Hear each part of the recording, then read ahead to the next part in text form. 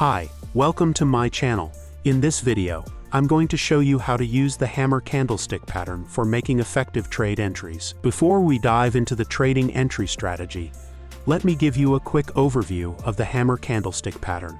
This is the hammer candlestick, which indicates a buy signal entry in trading. The hammer has a small body and a long lower wick, signaling a potential reversal in the market. This is the State Bank of India chart. We're going to locate a hammer candlestick after a significant market drop.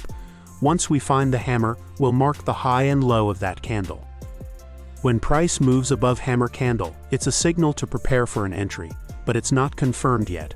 Wait for the price to retest the level with a small price action before finalizing your entry. When the stock reaches the previous high, you can enter the trade.